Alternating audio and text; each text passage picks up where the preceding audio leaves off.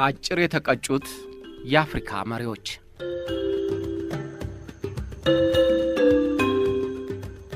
የኃያላንና የባለጸጎች መንግስታት እጅ ረጅም ነው። በየትም ተዘርግቶ ለማዳንም ለመግደልም ለመደገፍም ለመግፋትም ይችላል። ከባለጉልበታሞች መንግስታት አትደርስብኝም አልደርስብህም ብሎ ተገልሎ መኖር አይቻልም። ቢርበኝም ቢጠማኝም ብታረዝም ራሴ እችለዋለሁና አልፈልጋችሁም ማለትም አይፈቀድም። የዓለም ታሪክ እንደሚያስረዳን ባለጸጎቹ ሀገሮች ድሆቹ ሀገሮች በውስጣቸው እየተድሞነሞኑ እንዲኖሩ ይፈልጋሉ። አቅማቸው እንዳይጎለብት በልተው መጥቀብ ደረጃ እንዳይደርሱ ትካሻቸውንም ማሳየት እንዳይሞክሩ ይኮረኮማሉ። ቀይ ገዥነት በሌላ ገጽታው እየተክለፈለፈ ድሃ ሕዝቦችን ያመሳቸዋል። የነጻነት ታሪካቸው ከ60 ዓመታት በላይ የማያስቆጥረው አፍሪካውያኖች በሌላው ገጽታ ከቀይ ተገዥነታቸው አልተላቀቁም። የውጭዎቹና ራሳቸው ጭምር በሚፈጥሩት መሰናክል የምጣኔ ሀብት ቀይ ተገዥ ከመሆን አልዳኑ። ሀብት ላይ ተቀምጠው በሀብታቸው ተጠቃሚ መሆን አቅቷቸዋል። ድህነትም ጎጆውን ሰርቶባቸዋል። ሀብታቸውን ለባለጸጎች እያስረከቡ ድሆቹ አፍሪካውያን ይጋደላሉ። አፍሪካውያንና ሌሎች ደካማ ሀገሮች ራሳቸውን እንዲችሉ የሚያስብ መንግሥት ከተፈጠረም ዕድሜውን እንዲያጠር ይመከርበታል። ለጥቅማችን ተገዳዳሪ ስለሆነ ይወገድ የሚል ትዕዛዝ በብዙ ኪሎሜትሮች ርቀት ላይ ያሉት ባለጸጋ ሀገሮች ይወስኑበታል። አሜሪካ ለዚህ አይነት ድርጊት ቀዳሚ ሆና ትጠቀሳለች።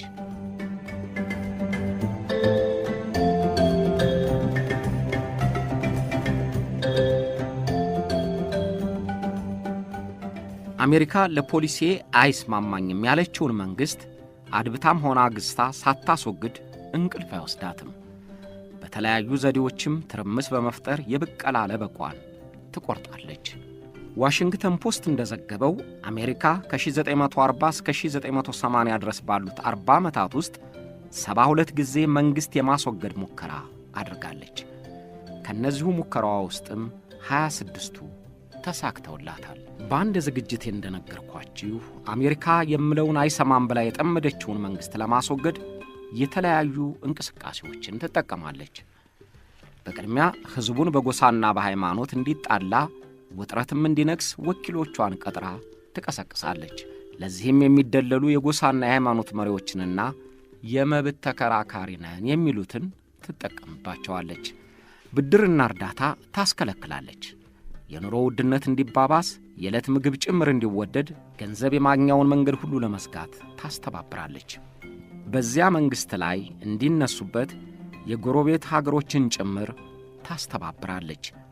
ባበደረቻቸውም ሆነ በምትሸጥላቸው ገንዘብ እያስታከከች ጫና ታሳድራለች። ዋናና ተሰሚ የሚባሉ ምሁራንንና የፖለቲካ ሰዎችንም በገንዘብ እየደለለች ለተቃውሞ እንዲነሱ ታደርጋለች። በመከላከያ ኃይሉ ውስጥ ጠልቃ እየገባች ለመፈንቅለ መንግሥት እንዲነሱ የጦር አዛዦችን በሥልጣንና በገንዘብ ልባቸውን ማሸፈት ዋነኛው መሣሪያዋ ነው። በእነዚህና በሌሎች ዘዴዎች ጭምር እየተጠቀመች ከላቲን አሜሪካ እስከ እስያ ከአውሮፓ እስከ አፍሪካ ባሉ የማትወዳቸው መንግሥታት ላይ ተነስታ አሸማቃቸዋለች። የአፍሪካ መንግሥታትም ምንጊዜም ከአሜሪካ ዐይን እንዲርቁ የሚፈቀድላቸው አልሆኑም።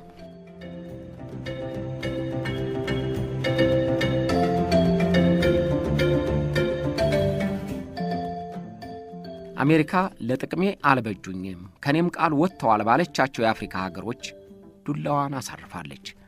በቀጥታም ሆነ በተዘዋዋሪ ለአሜሪካ ፍላጎት ያልተገዙ የአፍሪካ ሀገሮችም በተለያዩ መንገዶች ጥቃት ደርሶባቸዋል።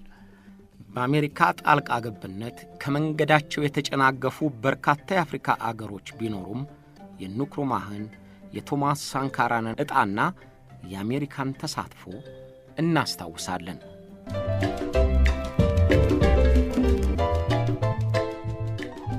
ከዋሜ ንክሩማህ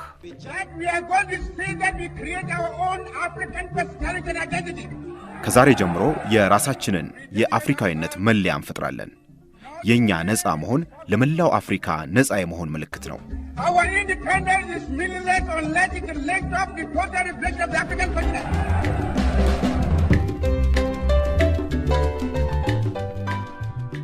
የመጀመሪያው የነጻይቱ የጋና ጥቁር ፕሬዝዳንት ኳሜ ንክሩማህም ከአሜሪካ የማስወገድ በትር የመመታት ዕጣ አላመለጠም። ከታላቋ ብሪታንያ ቅኝ ተገዥነት በ1950 ዓ.ም ነጻ የወጣችው ጋና በመጀመሪያው ጥቁር ፕሬዝዳንቷ በጊዜው ምስጋና ያተረፉለትን የመንገድ፣ የግድብ፣ የዩኒቨርሲቲ ግንባታዎች አግኝታለች። ግን የፖለቲካ አቅጣጫውን ያልወደዱት አሜሪካና እንግሊዝ ከገዛ ሹማምንቱ ጋር ዶልተው የሥልጣን ዘመኑን በ6 ዓመት ቀጩት። ከዋሜ ንክሩማህ በጋናና በአሜሪካ ትምህርት ቤቶች በሚማርበት ጊዜ ጀምሮ አፍሪካኖች ነፃና አንድ መሆን አለባቸው በሚለው ኃይለ ቃሉ የታወቀ ነበር። ከአሜሪካ እንደተመለሰ የመደራጀትን አስፈላጊነት ተገንዝቦ 6 ከሚሆኑ ጓደኞቹ ጋር ኮንቬንሽን ፒፕልስ ፓርቲ ሲፒፒን አቋቋመ። በርካታ ጋናውያንን በማሰባሰቡ በቂ ገዢዋ እንግሊዝ ላይ ተጽዕኖ የሚያሳድር ጉልበት ፈጠረ። ዓላማው ያስፈራቸው የእንግሊዝ ሹማምንትም አሰሩት። ከስር ሲፈታም ከበፊቱ የበለጠ ጎልብቶ የበለጠ የሚሰማ ሆኖ የበለጠ ተከታይ አፍርቶ ነበር። የደቀቀ ምጣኔ ሀብቷ ያንገዳገዳት የነበረችው ታላቋ ብሪታንያም የንክሩማህን ድምፅ ለማስቆም አቅም አልነበራትም። ስለዚህ የዋና ኮሚሽነርነቱን ቦታ ይዛ ጋና በጠቅላይ ሚኒስትር በሚመራ ካቢኔ እንድትተዳደር ተስማማች።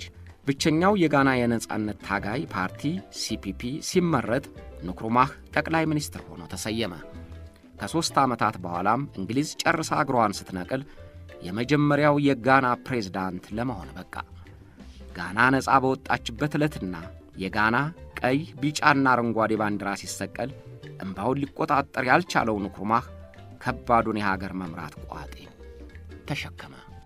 Those who have hats on, to take off your hats and let the band play our national anthem. And from now on, ባርኔጣ ያደረጋችሁ አውልቁ። ባንዳችን ብሔራዊ መዝሙራችንን ይዘምራል። ከዛሬ ጀምሮ ይህ ብሔራዊ መዝሙር በማንኛውም ስነ በዓል ላይ የሚዘመር ይሆናል።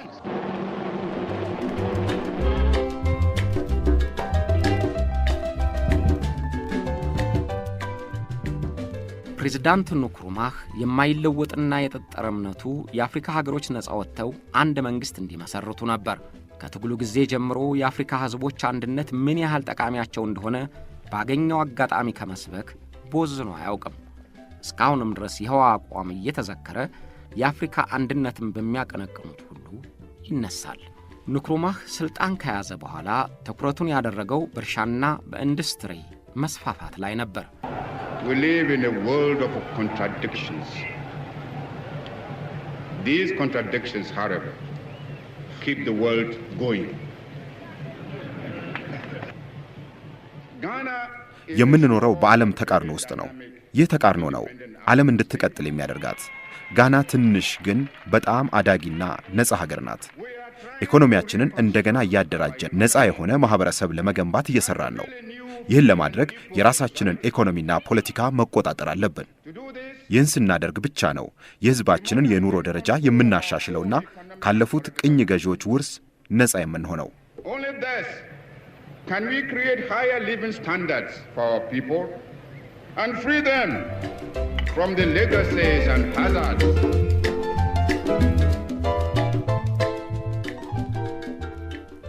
ንክሩማህ ለድሃው የጋና ሕዝብ ይጠቅማል ብሎ የነደፈው ፖሊሲና የሚወስደው እርምጃ ምዕራባውያንን እያስከፋቸው ነበር።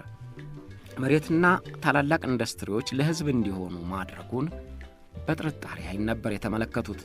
በጋና ተንሰራፍቶ የቆየውን የጎሰኛነት አስተዳደርንም ሰርዟል። የፓን አፍሪካን ንቅናቄ ማሟሟቁ ነፃ ባልወጡ የአፍሪካ ሀገሮች ዘንድ የሚያስከትለው መነቃቃት ቀይ ገዢዎቹን አሰጋቸው። የአፍሪካ አንድነትን በመስበክ ሳያበቃ ከጊኒና ከማላዊ ጋር የትብብር ስምምነት መፍጠሩን አልወደዱትም። ስለዚህ ጠሉት። ንክሩማህ የደን ልማትን ለማስፋፋት፣ የአሳና የኮካ ምርትን ለማሳደግ፣ የእንስሳት እርባታን ለማዘመን ለነደፈው ፕሮጀክት የገንዘብ አቅሙ አላገዘውም። ስለዚህ ከሶሻሊስት ሀገሮች ጋር ትብብር መፍጠር አስፈላጊ ነው ብሎ አመነ። ኮሙኒስታዊ ዝንባሌውም ከሶቪየት ኅብረትና ከቻይና ጋር ግንኙነት እንዲያጠናክር ገፋፋው።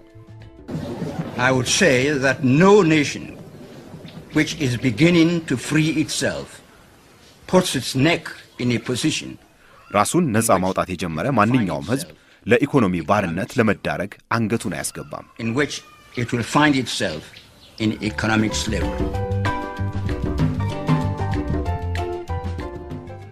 በአፍሪካ ከቅኝ ተገዥነት ነፃ የወጣችው ጋና ከኮሙኒስቷ ሶቪየት ኅብረት ጋር ትብብር ፈጠረች ማለት ያን ጊዜ ለአሜሪካ ልትታገሰው የማትችለው ድርጊት ነበር። የቀዝቃዛው ጦርነት በገነነበት በዚያ ወቅት የሶቪየት ኅብረት በአፍሪካ እግሯን ተከለች ማለት ሌሎች የአፍሪካ ሀገሮችን ወደ ኮሙኒዝም እንዲሳቡ ሰፊ ዕድል ያገኛሉ ብለው ስለሚሰጉ በጸጥታ የሚመለከቱት አልሆነላቸውም። በተለይ ንክሩማህ ከሶቪየት ኅብረትና ከቻይና ጋር ያለው ቅርርብ እያደገ መሄዱ በብርቱ አሰጋቸው። የሶቪየት ኅብረቱ ፕሬዝዳንት ብሬዥኔቭ በአፍሪካ የመጀመሪያውን ጉብኝቱን በጋና ማድረጉ አሜሪካና እንግሊዝን ክፉኛ አበሳጫቸው። ንክሩማህም በምስራቅ አውሮፓና በሶቪየት ኅብረት ጉብኝት ማድረጉ ሳያንስ የመከላከያ ኃይሉን ለማደራጀት የሶቪየት ጦር አማካሪዎች ወደ አክራ መድረሳቸው የጦር መሳሪያዎችንም ጭምር ማስመጣቱ የቀይ መስመሩን እንዳለፈ ቆጠሩት። ንክሩማህ ቻይናን ጎብኝቶ ከመጣ ወዲህ የማኦ ስታይል የሚባለውን አለባበሱን መከተሉ ያጠነነ ኮሙኒስታዊ አመለካከት እንዳለው አሜሪካ ማረጋገጫ አድርጋ ቆጠረችው። በየመድረኩም የአሜሪካንን ኢምፔሪያሊዝም ማውገዙ ስጋታቸውን አረጋገጠላቸው።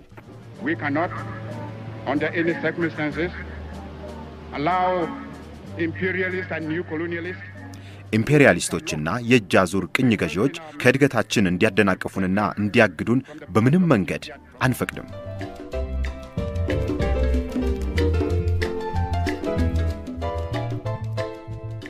የአሜሪካ መንግሥት ንክሩማህን ለማስወገድ ሲአይኤ ጥናት እንዲያቀርብ አዘዘ። ይህንንም ተልእኮ ለማስፈጸም ጆን ስቶክዌል የሲአይኤ ተወካይ ሆኖ ተመደበ። ንክሩማህን የማስወገዱን እንቅስቃሴ ፕሬዝዳንት ጆንሰንና የእንግሊዝ ጠቅላይ ሚኒስትር ሃሮልድ ዊልሰን መፍቀዳቸውን በ2000 ዓ.ም ይፋ የሆነው የእንግሊዙ የስለላ ድርጅት ሰነድ አረጋግጧል። የውጭ ጉዳይ ሚኒስትሩ ድን ሪስክ የዚያን ጊዜውን የሲአይኤ ዳይሬክተር ጆን ማኮንን ንክሩማህን በጀኔራል አንክራህን መተካት ይቻል እንደሆነ ጥናት እንዲያቀርብለት ጠየቀው። የሲአይኤ ዳይሬክተሩ ግን እንደዚህ ለማድረግ የሚፈለግ ከሆነ ከእንግሊዝ መንግሥት ጋር ተባብሮ መስራት ያስፈልጋል ብሎ ስለነገረው የጠቅላይ ሚኒስትር ዊልሰን መንግሥት ተጠየቀ። ጥያቄው ያወንታ ምላሽ አገኘ። አሜሪካኖች በአፍሪካ ጉዳይ ጣልቃ ለመግባት ሲፈልጉ ለቅኝ ገዢዎቹ ድርሻ ይሰጡና ያስተባብሯቸዋል። ፈረንሳይ፣ ቤልጂየም፣ እንግሊዝ ሁልጊዜም ተባባሪያቸው ይሆኑላቸዋል። ጥናቱ ወደ ድርጊት ተሸጋገረ።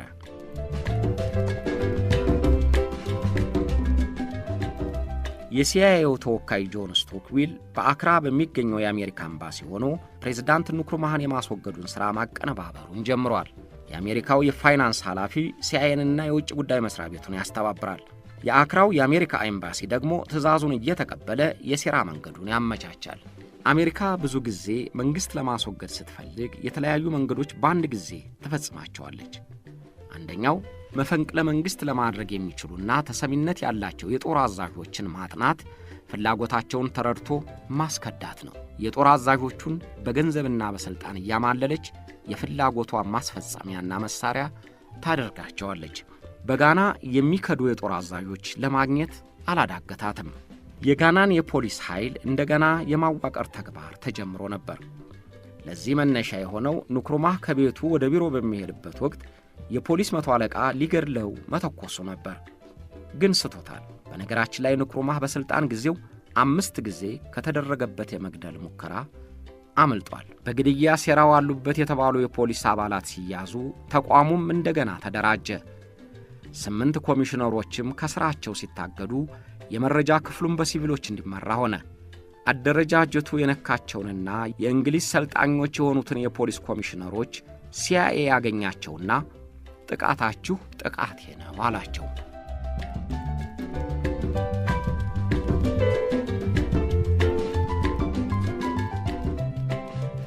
የመከላከያው ኤታማዦር ሹም ሜጀር ጄኔራል ኦቱ እና ምክትሉ ሜጀር ጄኔራል አንክራ በመፈንቅለ መንግሥት ሙከራ ተጠርጥረው ከጥቂት ወራት በፊት ከሥራቸው ታግደው ነበር።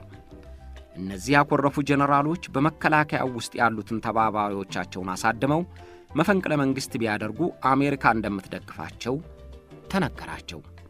ገንዘብም ተመደበላቸው። አድመኞቹ የጎሳ ልዩነትንም ለማስተባበሪያ እንዲጠቀሙበት ተመከሩ። በመከላከያው ውስጥ በርካታ ቁጥር ያላቸው የአዊ ጎሳዎች ተገፍተናል የሚል ቅሬታ ስለነበረባቸው የአድማው ተባባሪ እንዲሆኑ አሳመኗቸው። የተገለሉት የፖሊስ ጄኔራሎች የመከላከያ ሰራዊቱን ደሞዝና የፕሬዝዳንቱን ጠባቂዎች ደሞዝ እያነጻጸሩ ልዩነቱንም እየጠቀሱ የሰራዊቱን ሆድ አሻከሩት። በዚያም ላይ በከፍተኛ ፍጥነት የወደቀው የጋና ፓውንድ የወታደሩን ኑሮ አክፍቶት ነበር። ሲአይኤ ይህን ሁሉ አክራ በሚገኘው የአሜሪካ ኤምባሲ ውስጥ ሆኖ በከፍተኛ ትጋት ያስተባብራል።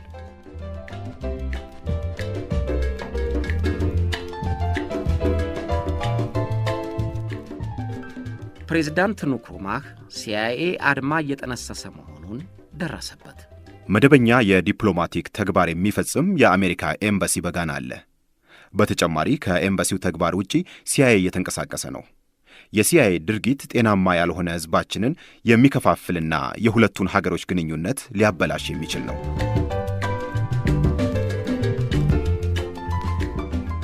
አክራ ያለው የሲአይኤ ወኪል የማስተባበር ግዳጁን በሚያካሂድበት ወቅት ጋና ብድር እንዳታገኝ ውጫዊ መሰናክል ተፈጠረባት። የአይኤምኤፍና የዓለም ባንክ እንሰጣለን ያሉትን ብድር ከለከሉ። በገንዘብ እጥረት የተጀመሩ ፕሮጀክቶች መንቀሳቀስ አልቻሉም። በጋናም ዓለም ባንክና አይኤምኤፍ ሙስና መንሰራፋቱን ምክንያት አድርገው እርዳታና ብድራቸውን አንሰጥም አሉ። የጋና ፓውንድ 30 በመቶ ዋጋውን አጣ። ንክሩማህ አልተቀበሉትም እንጂ የዓለም ባንክና አይኤምኤፍ አዲስ የኢኮኖሚ ፖሊሲ ነደፉላቸው። ፕሮጀክቶቹ በተዘጉ ቁጥር የሥራ አጡን ቁጥር አበረከተው። የኑሮ ውድነት ተባባሰ። የምግብ ዋጋ ውድነት ብቻ ሳይሆን እጥረት ተከተለ።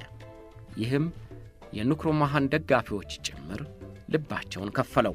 የኑሮ ውድነቱ መባባሱ፣ ሕዝቡን መማረሩ፣ በመከላከያው ውስጥ ሲአይኤ ሰርጎ መግባቱ የተገኘውንም ውጤት መዝኖ የብሔራዊ የጸጥታ ምክር ቤት አማካሪ ሮበርት ኮመር የውጭ ጉዳይ መስሪያ ቤት እንዲያውቀው ግንቦት 19 ቀን 1957 ዓ.ም በጻፈው ደብዳቤ እንዲህ ይላል።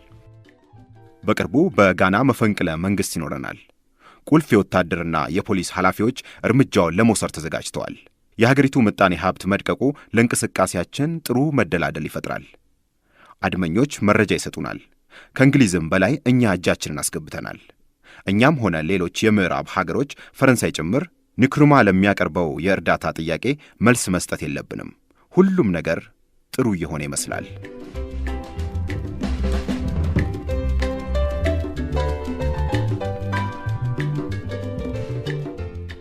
አድማው ወደ ድርጊት ተሸጋገረ። 600 የሚሆኑ ወታደሮች 700 ኪሎ ሜትር ርቀት ላይ ከሚገኘው የሰሜን ጋና የጦር ሰፈር ወደ አክራ እንዲንቀሳቀሱ ታዘዙ። የተሰጣቸው ምክንያት ጥቁሮች አፍሪካውያን ዘረኛውን የደቡብ ሮዶሺያ መንግሥት ለመዋጋት እንድናግዛቸው ስለጠየቁን ነው የሚል ነበር። አክራ ሲደርሱ ግን የተሰጣቸው ግዳጅ ሌላ ሆነ።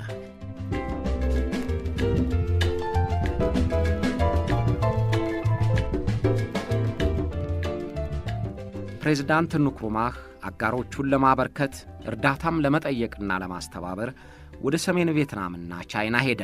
እርሱ ወደ ቤጂንግ ከሄደ ከሁለት ቀናት በኋላ በየካቲት 17 ቀን 1958 ዓ.ም አክራ በድንገተኛ ተኩስ ተናጠች።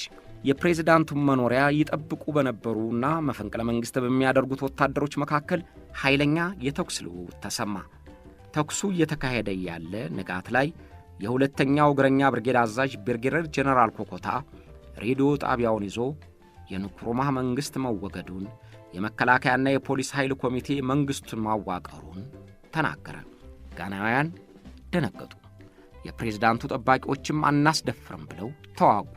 አድመኞቹ ጄኔራሎች እስከ ቀኑ 6 ሰዓት ተኩስ ካላቆሙ ቤተ መንግሥቱን እንደረምሰዋለን በሚለው ማስጠንቀቂያቸው ግብፃዊቷ የንክሩማህ ባለቤት ጠባቂዎቹ እጃቸውን እንዲሰጡ ስለለመነቻቸው ተኩስ አቆሙ። ጄኔራሎቹ ወታደራዊ ምክር ቤት አቋቁመው ስልጣን ያዙ። ንክሩማህም ከቤጂንግ ወደ ጊኒ ሄዶ በስደት ተቀመጠ። በነጻነት ትግሉ ወቅት ዓላማ ቆራኝቷቸው ወዳጁ የሆነው የጊኒው ሴኩ ቱሬ የፕሬዝዳንቱ አማካሪ አድርጎ ለክብሩ የተገባ አኗኗር አደራጅቶለት መጽሐፍ እየጻፈ 6 ዓመት ቆይቶ በሕመም አረፈ። All my life I've been a man of peace, working for peace, striving for peace, negotiated. በሕይወቴ ሙሉ ለሰላም የምታትር፣ ለሰላም የምደራደር የሰላም ሰው ሆኜ ነው የኖርኩት።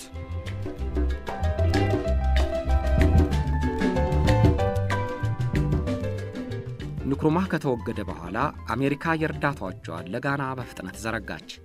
የዓለም ባንክና IMF ሳይውሉ ሳያድሩ ጥያቄያቸውን አንስተው ብድሩንና ድጋፉን ለማመቻቸት ተወካዮቻቸውን ወደ አክራ ላኩ። የወጣቶች የገበሬዎችና የሴቶች ማኅበራት ፈረሱ። ሚኒስትሮችና የCPP አባላት ታሰሩ። ሜጀር ጀነራል አንክራህ የወታደራዊ ምክር ቤት ፕሬዝዳንት ሆነ። የንክሩማህ ፖሊሲዎችም በሙሉ ተቀለበሱና አሜሪካ እፎ ያለች። ከአክራ የCIA ሪፖርት የደረሰው የብሔራዊ የጸጥታ ምክር ቤት አማካሪውም መጋቢት 3 ቀን 1958 ዓ.ም ለፕሬዝዳንት ጆንሰን ሪፖርቱን አቀረበ። ንክሩማህ የእኛን ጥቅም ለሚፈታተን ከሌሎች ጥቁር አፍሪካውያን ይልቅ ብዙ ሰርቷል። እርሱ አፍቃሪ ኮሚኒስት የመሆኑን ያህል አዲሱ ወታደራዊ ምክር ቤት አፍቃሪ ምዕራብ ነው። የዚህ ማስታወሻ ነጥብ አጋጣሚውን በዘዴ የመጠቀምና እንዲህ አይነት ምቹ ሁኔታ የመጠቀምን አስፈላጊነት ለመጠቆም ነው። አዲሱ መንግስት ከኛ ጋር ባለው የወደፊት ግንኙነት ሙሉ ለሙሉ እርግጠኛ ባልሆንበት በአሁኑ ወቅት በሺዎች የሚቆጠር ቶን ስንዴ ወይንም ሩዝ ብንሰጣቸው አቋማቸውን እንዲያጠብቁ ያደርጋቸዋል። ለእንደነዚህ አይነት መንግስታት ሞቅ ያለ እርዳታ ይሰጣቸው የምል አይደለሁም። ግን ለጉጉታቸው ትንሽ ስንዴ ብንጥልላቸው ሀብታቸውን በኢንቨስትመንት መጠቀም እንችላለን።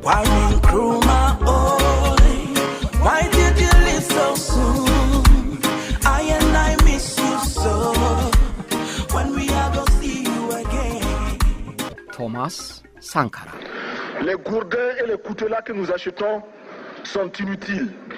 Faisons en sorte également que le marché africain soit le marché des Africains.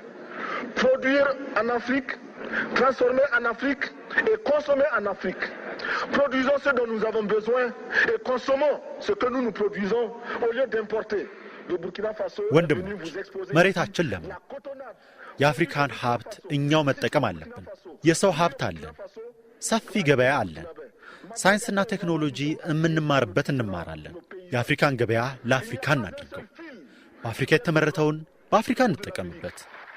እኛ በቡርኪና ፋሶ የተመረተ ለብሰን ነው እዚህ የመጣ ነው። ቡርኪና ፋሶ ተመርቶ እዛው የተሰፋውን ህዝባችን ይለብሳል። እኔና የሉካን ቡድኑ የለበስነው አንዲትም ክር ከአውሮፓ ወይም ከአሜሪካ መጥቶ የተሰራ አይደለም፣ በእኛው የተሰራ ነው። እዚህ የፋሽን ሾው ለማሳየት አይደለም የመጣሁት፣ ግን እንደ አፍሪካውያን መኖር እንዳለብን ለመግለጽ ነው። እንዲህ ማድረግ በነጻነት ለመኖር ብቸኛው መንገድ ነው።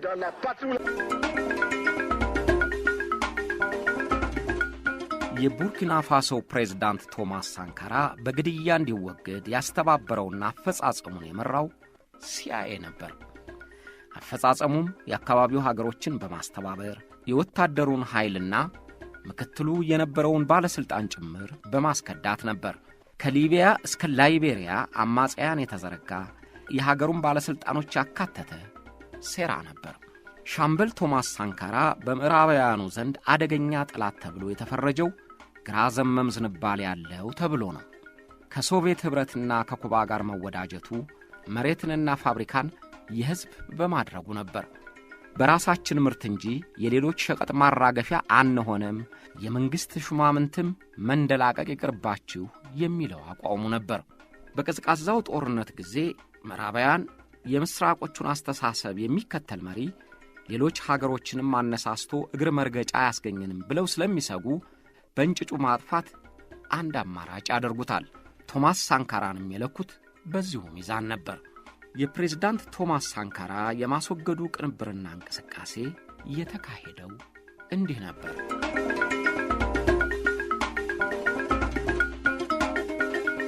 የቶማስ ሳንካራ አገዳደል ውስብስብና ጠጣሪ የውጭ እጆች ከሀገር ውስጦቹ ጋር ተባብረው ያቀነባበሯቸው መሆናቸው ዘግይተው የወጡ ማስረጃዎች አረጋግጠዋል። የፈረንሳይ የጸጥታ መስሪያ ቤት፣ የአሜሪካው CIA፣ የላይቤሪያ ታጣቂ መሪዎች ቻርልስ ቴለርና ጆን ፕሪንስ፣ የሊቢያው መሪ ኮሎኔል ጋዳፊ፣ ጓደኛውና ምክትሉ የነበረው ብሌስ ኮምፓወሬና በኋላ የመከላከያ ሚኒስትር የነበረው ጉንጉሬ ቶማስ ሳንካራን ለመግደል ተመሳጥረውበታል። የኢጣሊያው የምርመራ ጋዜጠኛ ሲልቬስትሮ ሞንታናሮ በሳንካራ ጉዳይ ቀደም ብዬ ከጠቀስኳቸው መካከልና የድርጊቱ ተሳታፊዎችን የአይን ምስክርነት ጠይቆ አፍሪካን ሻዶውስ በሚል ርዕስ ጥናታዊ የቴሌቪዥን ዝግጅት አቅርቦ ነበር። ሴራው እንዲህ ነበር የተከናወነው ይላል ሞንታናሮ።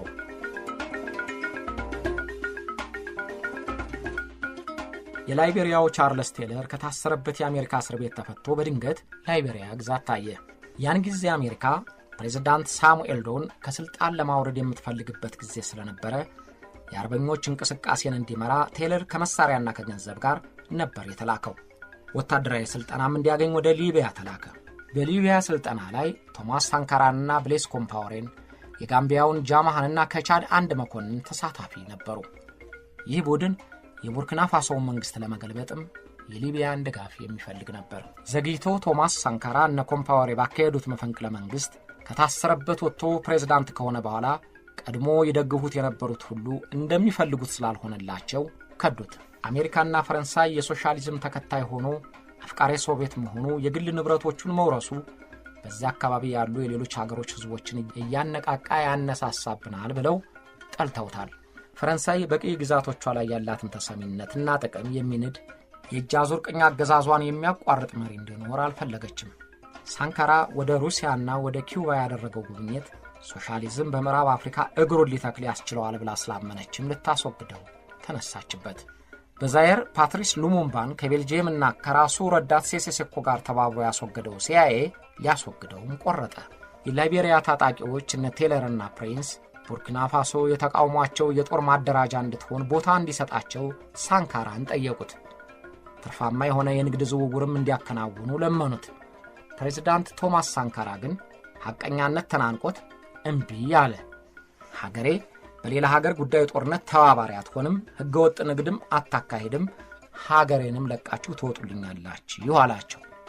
ስለዚህ ቶማስ ሳንካራ ካልተወገደ በስተቀር እንደ ልባቸው እንደማይሆኑ ስላመኑ ከንፈራቸውን ነከሱበት።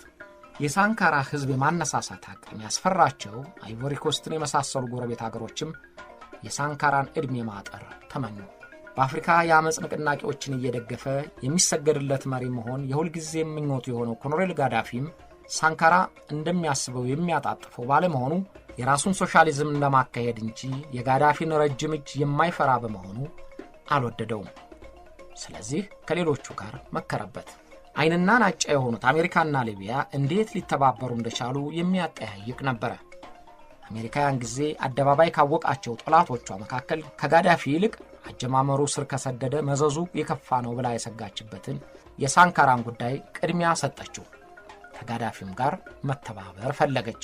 እግረ መንገዷንም በነ ቴለር በኩል በሊቢያ እርዳታ የሚደረግላቸውን የየሀገሩ ተቃዋሚዎች ለመሰለል ይጠቅማታል። አሜሪካ ሁልጊዜም እንደምትለው ጥቅም አገኝበታለሁ ካለች ማንኛውንም ተግባር ለመፈጸም አታሰላስልም። ሴራውን እውን ለማድረግ ኃላፊነቱን የሚወስድ የቡርኪና ፋሶ ባለስልጣን ለማግኘት አልተቸገሩም። የሳንካራ ጓደኛና ሁለተኛው ሰው ብሌስ ኮምፓወሬ።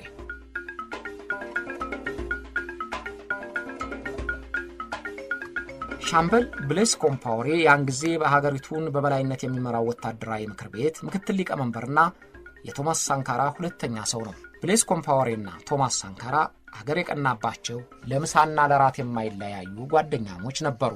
ሳንካራና ኮምፓወሬ ባንዱ ለው የሚያድሩ ስልጣን በወንድማሞቾች እጅ ገባ የተባለላቸው ነበሩ። ግን እንደነበረው አልዘለቀም።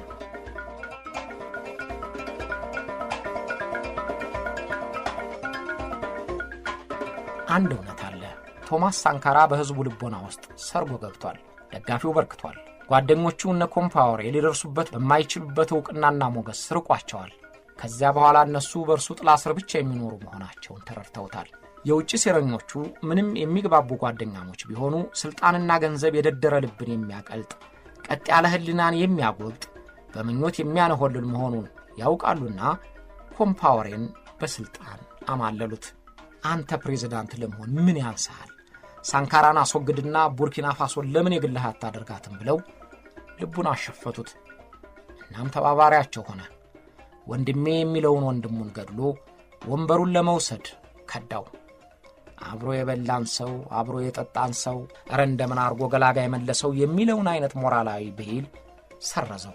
ጓደኝነት፣ ጓድነት፣ መተማመን ከስልጣን ሊበልጡ እንደማይችሉ ያመነው ሻምበል ብሌስ ኮምፓወሬ ቶማስን በጀርባው ሰቅስቆ ለመውጋት አሴረበት።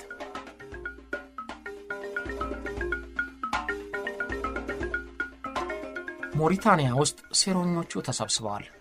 የላይቤሪያ ተዋጊዎች ቴለርና ፕሪንስ፣ የቻዱ ፕሬዝዳንት፣ የሊቢያው ጋዳፊ ተወካይ ብሌስ ኮምፓወሬ እና በኋላ የመከላከያ ሚኒስትር የሆነው ጉንጉሬ በስብሰባው ላይ ተገኝተዋል። ዘግይቶ አንድ ነጭ ሰው ተቀላቀላቸው ይላል በስፍራው የተገኘው የቻርልስ ቴለር ረዳት ጄኔራል ሞሞ። ጋዳፊ ቴለርን ሊረዱ የፈረንሳይ መንግስት የሚያስፈልጉ መሳሪያዎችን እንዲያቀርብ፣ ፈጥናም ለኮምፓወሬ መንግስት ዕውቅና እንድትሰጥ በዝግ ስብሰባቸው ወሰኑ።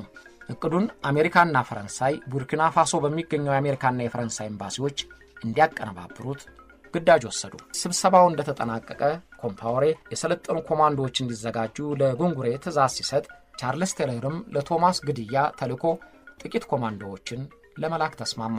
ከዚያ በኋላ የቶማስ ሳንካራ ጉዳይ ለሴረኞቹ የጊዜ ጉዳይ ብቻ ነበር።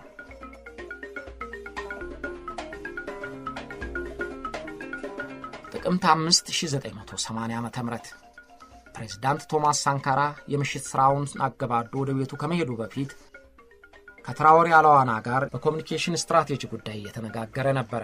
አብሮ በስብሰባ የቆየው ሻምበል ብሌስ ኮምፓወሬ ወደ ቤቱ የሚሄድ መስሎ ለግድያ የተዘጋጁትን ወታደሮች አደራጅ እያስተባበረ ነበር። በቆርቆሮ ቤት ላይ የሚወርድ ዝናብ በሚመስል ድምፅ አካባቢው ተረበሸ። ወዲያው የኔን ነው የሚፈልጉት ብሎ ቶማስ ከወንበሩ ተነሳ ይላል ረዳቱ ትራኦሬ። ከዚያ በኋላ ተኩስ ተከፈተ። ለመከላከል እንኳ ሳይችል ነፍሰ በላዎች ፕሬዝዳንቴን በሉት እያለ ትራኦሬ እንባውን ይጠርጋል። የላይቤሪያው የቻርልስ ቴለር ኮማንዶዎችን መርቶ ኮምፓወሬን ለመርዳት የመጣው ጀነራል ሞሞ የዚያለት የሆነውን ለሲልቬስትሮ ሞንታናሮ ነግሮታል። የግዳጁ አባል ሆኜ ግድያው ሲፈጸም ኡጋዱጉ ውስጥ ነበርኩ። ከፕሪንስ ጋር በመገናኛ እየተገናኘን ስንከታተል ነበር። ቶማስ ሳንካራ ከቤቱ ሲወጣ የቢሮው የሚቆይበትንም ሊሄድ የሚነሳበትንም ጊዜ ሁሉ እናውቅ ነበር። ብሌስ ኮምፓወሬ ቤቱ የሄደ መስሎ ተመልሶ የቤተ መንግስቱ አካባቢ ወታደሮችን እያስተባበረ ነበር። እኩለ ሌሊት ሊሆን ተዳርሷል። ሳንካራ በክፍሉ ውስጥ እንዳለ ኮምፓወሬ ገባና ከጠረጴዛው ትይዩ ቆሞ ተኮሰበት። ቶማስ ብሌስ እኔ ወንድሜ ነው ስልህ ገደልከኝ ሲል ሰማሁት። ኮምፓወሬ ፊቱ ተለዋወጠና በፈረንሳይኛ ሲናገር ሰማሁት። ግን ፈረንሳይኛ ብዙም ስለማላውቅ ያለውን አልተረዳሁትም። ወዲያው ደግሞ ተኮሰበት። ቶማስ ሳንካራም ከወንበሩ ላይ ተዝለፈ። ብሌስ ኮምፓወሬ ቶማስን ሲገድል የተከተሉት ወታደሮች በሳንካራ ዙሪያ የነበሩትን አጃቢዎቹንና ረዳቶቹን በጥይት ጨፈጨፏቸው። 13 የሚሆኑት ረዳቶቹና አጃቢዎቹ በቤተ መንግስቱ ውስጥ ተዘርረው ደማቸው ጎረፈ።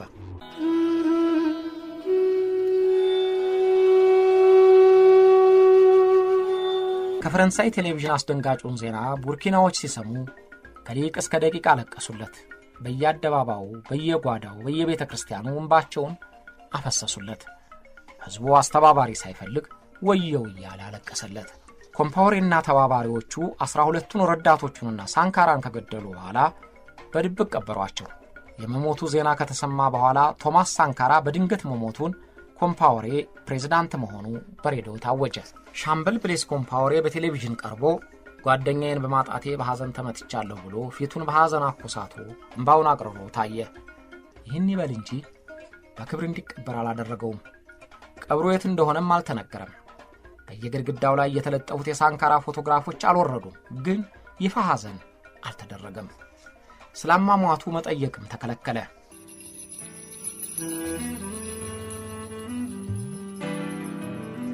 ሕዝቡ የኮምፓወሬን ቃል አላመነውም።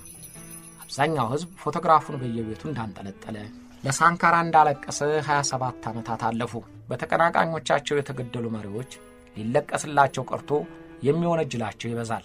የቡርኪና ሕዝብ ግን ለሚወደው መሪ በዜማ እያወደሰ 27 ዓመታት አስታወሰው። እንደ ምክራቸው ፈረንሳይ ወዲያውኑ ዕውቅና ሰጠች። ሳንካራ ጀምሯቸው የነበሩ ፖሊሲዎችም አንድ በአንድ ተቀለበሱ። መሬት የሕዝብ መሆኑ ቀረ። ሹማምንት በቁጠባ መኖራቸው ተሰረዘ። የሀገር ምርት ለሀገሬው ሕዝብ መባሉ ቀረ። ሁሉም ነገር ተቀለበሰና ብሌስ ኮምፓወሬ ፈረንሳይና ወዳጆቿ የሚፈልጉትን እያስፈጸመ ሕዝቡን ወደ ነበረበት ድህነት መልሶ ሲገዛና ሲነዳ ቆየ። መጨረሻው ግን አላማረም። የሕዝብ አመፅ ተቀሰቀሰበት። የምርጫ ህጉን እያሻሻለ በተከታታይ ሲያስመርጠው የነበረውን ፓርላማ ህዝቡ አቃጥሎ የቤተሰቡን ንብረት አወደመው። ኮምፓወሬ ሹልክ ብሎና ሾሽቶ አሁን ወዳለበት ጎረቤት ሀገር አይቮሪ ኮስት ተሰደደ። Sankara, Sankara, mon président. Sankara, Sankara du Burkina. Il est venu en nous m'intègre pour bâtir une Afrique du Sankara, Sankara, Sankara. Sankara, Thomas Sankara, capitaine Sankara. Un coup d'état entraîne toujours d'autres coups d'état.